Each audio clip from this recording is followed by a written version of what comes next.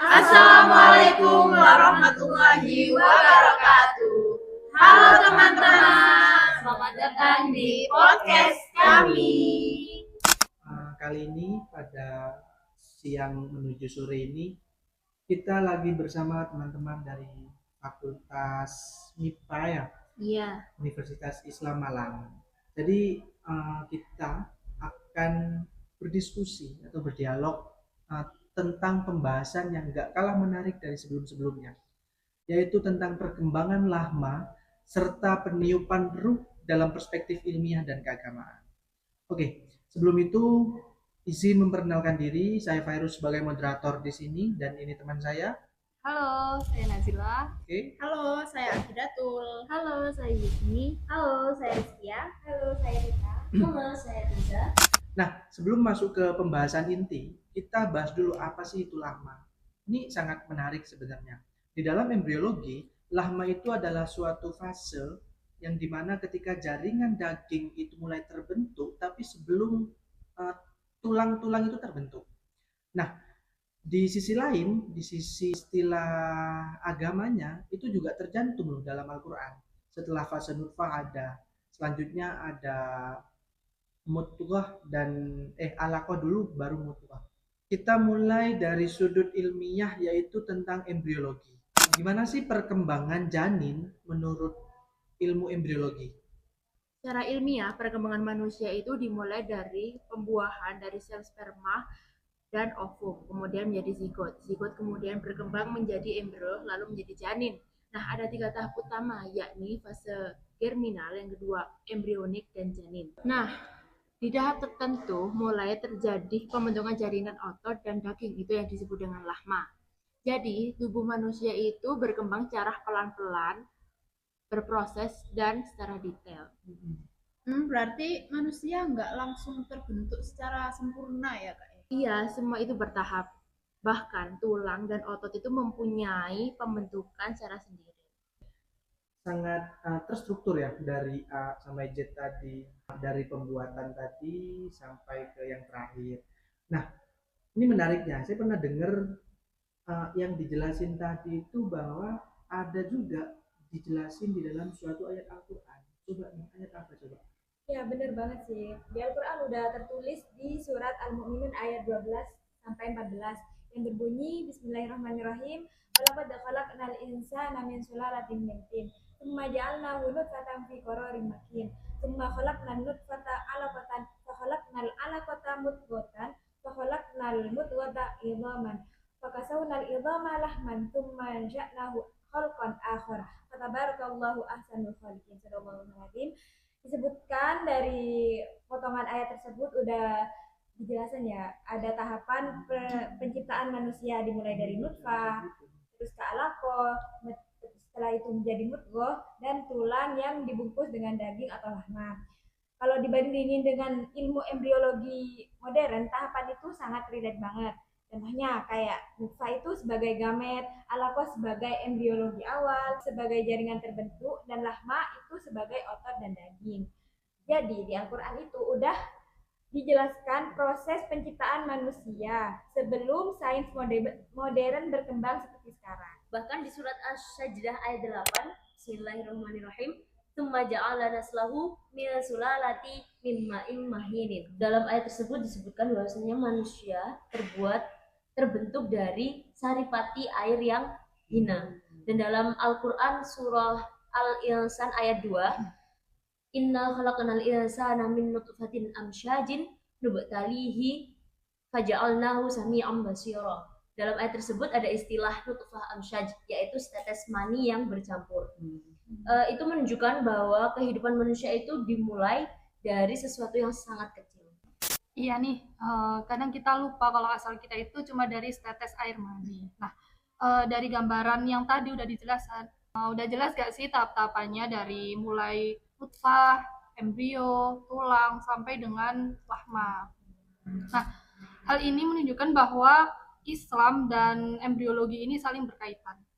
Oke, sedikit bisa ditangkap sebenarnya dari ilmu sains dan ilmu agama itu sebenarnya tidak ada yang bertentangan ya, bahkan saling berkesinambungan satu sama lain. Nah, setelah fisik itu terbentuk nih, di dalam suatu rahim, fisik itu terbentuk ada istilah atau proses peniupan ruh. Nah, peniupan ruh itu kapan dan seberapa lama sih peniupan ruh itu? Coba. Ini menarik nih ya. Kadang nggak semua orang nih paham atau tahu gitu kan. Jadi dalam Islam itu ruh itu merupakan unsur non material dari Allah Subhanahu Wa Taala yang jadi sumber kehidupan. Sederhananya seperti itu ya. Berdasarkan hadis riwayat Bukhari dan Muslim, ruh ditiupkan ke janin pada usia kandungan 120 hari atau 4 bulan seperti itu. Nah, setelah itu janin ini nggak hanya cuma fisik gitu loh, janin juga punya yang namanya dimensi spiritual seperti itu. Oh, berarti kalau ruh udah ditiup itu kedudukan janin jadi lebih sempurna gitu ya? Ya, betul. Karena ruh ini membuat janin dianggap lebih hidup seutuhnya. Nah, makanya dalam Islam ini sangat menjaga banget nih kehidupan dari sejak dalam kandungan. Pembahasan ruh ini juga ada dalam Al-Quran yang dijelaskan dalam surat Al-Isra ayat 85. Bismillahirrahmanirrahim. Wa yas'alunaka 'anir ruh qulir ruhu min amri rabbi wa ma utitum min ilmi illa qalila. Mereka bertanya kepadamu tentang ruh, katakanlah ruh itu termasuk urusan Tuhanku dan tidaklah kamu diberi pengetahuan melainkan sedikit. Dalam ayat tersebut menegaskan bahwa ruh itu misteri besar dan hanya Allah Subhanahu wa taala yang tahu akan hakikatnya. Berarti sangat banyak ya pembahasan, misal dari lahmat tadi juga ada, sisi keagamaannya ada, terus ini langsung ke roh juga ada juga ya. Ini nih, ada yang kelewat sebenarnya. Setelah konsep ruh itu ditiupkan, setelah proses ruh itu ditiupkan, saya pernah dengar banyak studi kasus, khususnya di Kota Malang ya, para mahasiswa ada yang hamil di luar nikah ya, nauzubillah, hamil di luar nikah lalu digugurkan, itu bahasanya apa? Aborsi. Nah, oke. Aborsi. Nah, soal aborsi ini sebenarnya sangat fundamental ketika kita bahas. Coba, saya penasaran nih, di dalam Islam itu hukum aborsi itu gimana? Jadi gini Kak, banyak ulama itu berpendapat pada dasarnya aborsi itu haram. Jadi kalau ada seorang ibu yang jelas-jelas mengandung anaknya, entah itu dalam hubungan yang sah atau tidak sah, lalu diaborsi, mestinya dia dosa kan, haram dasar hukumnya. Kecuali jika ketika tidak diaborsi itu berbahaya buat ibunya. Misalnya ya tadi demi keselamatan ibu. Karena setelah ada ruh, janin dianggap sudah punya kehidupan yang sempurna, kehidupannya dia sendiri yang sempurna. Jadi Islam sangat menghormati kehidupan sejak awal. Itu Pak. Iya. Jadi pemahaman tentang janin ini tidak hanya tentang biologi saja ya. Jadi spiritual dan moral itu pasti. Iya benar banget Kak. Islam itu menggabungkan ilmu pengetahuan dengan nilai keagamaan. Oke, berarti sangat kompleks ya, mulai dari pembuatan fisik tadi, lalu peniupan ruh, terus ada bagian-bagian sin-sin terpenting dalam penciptaan manusia tersebut ya. Embriologi itu menjelaskan sisi biologis atau sisi ilmiahnya, lalu ada Al-Quran untuk sisi agamanya. Jadi sangat berkaitan sebenarnya. Keselarasan keduanya itu bikin kita makin sadar sebenarnya betapa besarnya ciptaan Tuhan, betapa betapa mulianya gitu kan yang menciptakan kita semua. Oh ya, buat teman-teman, ini kan udah berakhir nih ya. Udah di penghujung acara kita.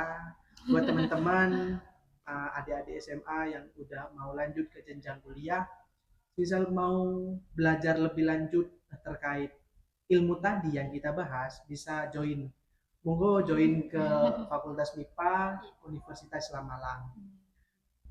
Oke, Saya Virus bersama teman-teman kami, ada Naza, Tita, Yusni, Nasila, Kia, dan Akidatul. Izin pamit. Terima kasih sudah dengerin podcast kita. Semoga ilmu yang kita bahas tadi bermanfaat untuk kita semua. Oke.